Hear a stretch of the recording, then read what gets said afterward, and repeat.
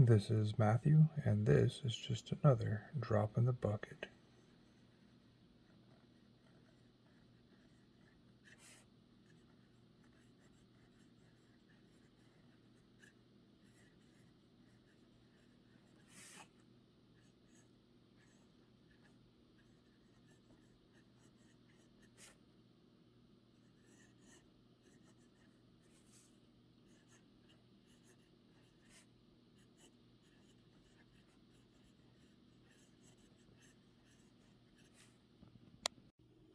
This is a condensed version of just another drop in the bucket. I'm taking on a little bit different format this time to show you 3 different pens. I've already got some writing samples for you, and I'm going to go over some of the basics of the differences in the pens, what they offer, and this is what I think is potentially the biggest pen for students that I would recommend easily over any other pen when you're just getting started and you're in school. The brand is TWSBI, and this is the logo. This pen that just dropped, and this first one here, they are both what you would call piston fillers. The first one is an example of a custom acrylic pen. They are fairly lightweight compared to other pens, and they do still have that piston filler that TWSBI is very well known for, and that was a limited edition by them. It's another rendition of their classic model, which is also acrylic. However, they are plain simple colors. I like limited editions, so I didn't mind paying the premium for the limited edition. However, most people feel that the $150 I paid for it doesn't match up with their typical between $30 and $60 price range on their other pens, as they do tend to offer pens at a fairly cheaper price range, and that's one of their main selling points, as most of them are just injection molded plastic bodies with a large ink capacity, albeit, and a very smooth writing nib. And the cap mechanism does tend to have a slip and seal technology in it. I do say that the slip and seal does work pretty well, as I can always, within one little downstroke, get the pen to write pretty easily and start writing within seconds. You could call it a hard start. However, I wouldn't really even say that. Most pens, if you don't write with them for a week, 2, 3, they do dry up a little bit. So I don't even think that's really a point. I've had pens that start much harder than these, so I would say they're on point for that to start with.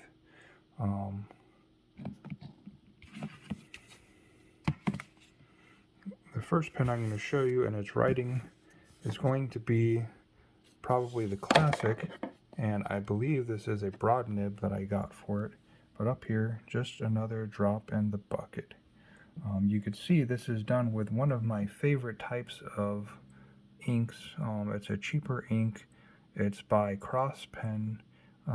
It's their blue black, and it comes in a large bottle. It's easy to use for larger nibs for filling, and it writes kind of dry, so it's good for writing on cheap spiral bound notebooks like this. And if you were to get the regular classic that's also in acrylic, it would be a similar experience, I imagine. I enjoy the color aesthetics of this, and I'm a big limited edition person. I enjoy buying limited edition things, and fountain pens definitely frequently come in limited editions, quote unquote, or special editions, or something like that. The next one you're going to see is this, the 580 ALR. They do offer a number of options now on the aluminum inserts in them to be different colored anodized colors for them. That is the primary difference between like the ALR blue or any of the other colors that they come in, and I enjoy the feel of the faceted body on your hand.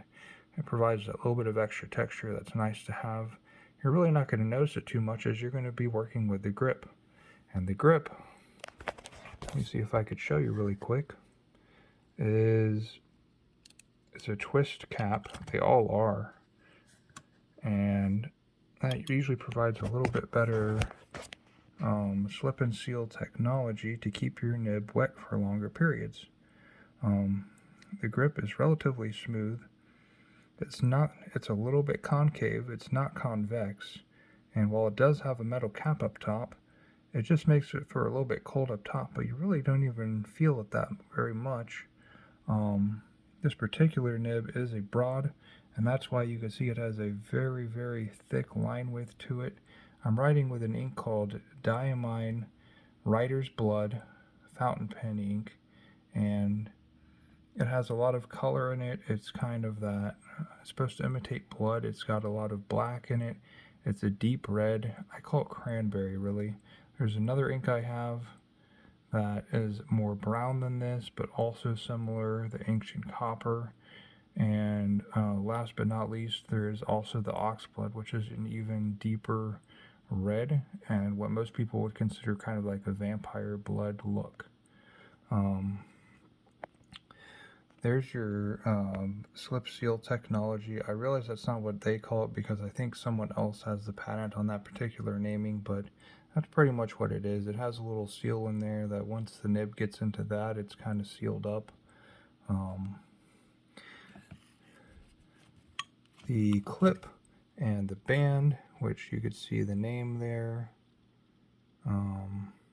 Diamond 580. So there's the name. There's the logo. Very well-known look. Like, this is a very established, very well-known look. All their pens look very similar. They all have this logo.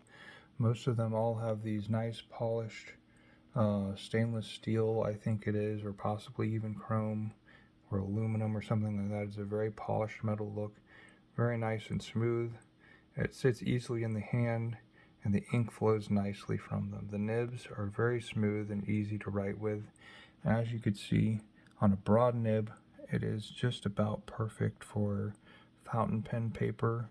Where here, if you get up close a little bit, you could see it kind of is starting to feather out because we are writing with very, very wet ink here. I'm going to move this over,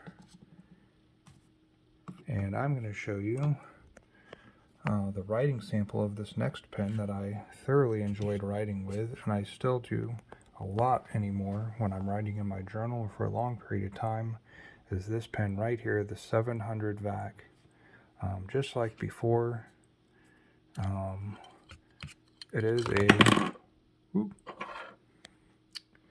is a twist cap, just like they all are. It's about a 1.5 time thread. Again, the slip seal technology, it's a little bit less visible in this one, but it's just about the same. There's the name on it, the 700 VAC, or the VAC 700R, right there. I think it says Taiwan on it. Yeah, and this is a medium. You could just make out the M right there. The laser etching on this nib is very deep, so it's very crisp, clear lines, even from my phone camera that I'm using here. You could see the grip section is about the same. It's injection molded plastic, just like the rest of the body. A little metal cap up top, and then the rest of the injection molded body for a very large ink capacity.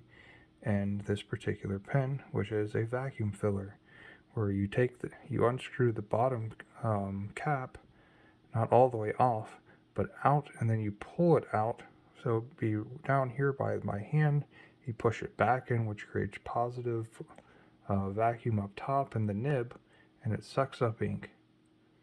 It's a more advanced method, definitely, and it does work. A lot of high-end pens tend to have vacuum fillers. That's actually why I got this. I wanted to try out a vac filler.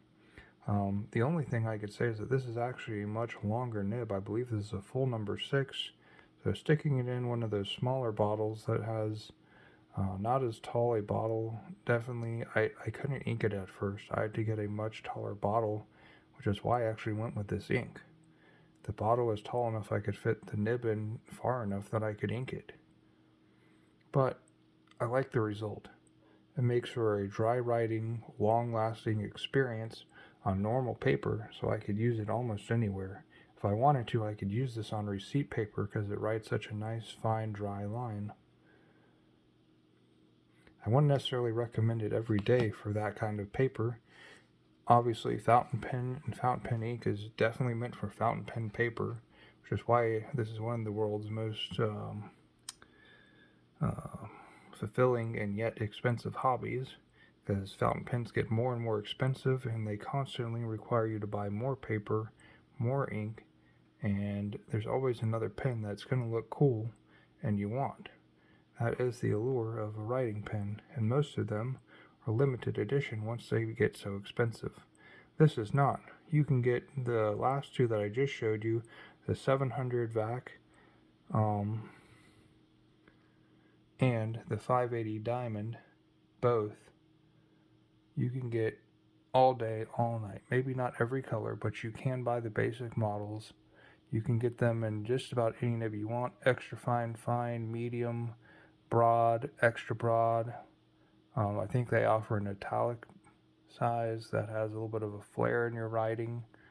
So they're both relatively cheap. I think the vacuum filler is closer to the $60 range, while I think the piston is the $35 or $40 range, somewhere in there. I would recommend either if you're a student. They both have a tremendous ink volume, but specifically if you write a lot with your pen and you don't just go off of a lot of printed notes from your teacher, this is definitely the pen to get because it has such a large writing capacity. I certainly, if I had known about this pen, would have used it back when I was in college, especially seeing as how good it writes on normal paper. If I was to use this every day, I'd be frustrated because it's a broad and it writes so big that it would frustrate me with how much of the paper each letter took up. Even this writes an even thicker line with an even wetter note on it when I'm using this red ink. It is very nice to look at the different colors, and when I have the time and I want to write something that is aesthetically pleasing to my eye, then I use this. But when I just want to write down some quick lines or a lot of little lines and something like a journal or an idea, this is the pen I typically go to. It writes very nice. It comes up smoothly. I know how to get more ink flow if I retract the piston just a little bit to get the ink flowing back out. And if I want to, keep the whole pen from really drying up, I just twist it in like this, and it's good for a long time. Overall, this is one of my favorite pens that I currently own, but it is very long. And that, again, it has a long body for the ink capacity. I enjoy the vacuum filling mechanism. It makes me feel just a little bit better off than other things. The 580 I felt like was a little bit short. The piston mechanism is just so big in it. I didn't feel like it offered a very big ink capacity to me. It does write nice, but overall I would say it's maybe even half the ink capacity of my other pen, the 700 VAC. Other than that, they're really about the same. If I had both in a medium or fine or an extra fine, I would write with either day of the week. This one would just last me a lot longer. And I really got this just because I love the looks of it. I love the colors, and I knew I wouldn't be disappointed because everything from TWSBI is super smooth.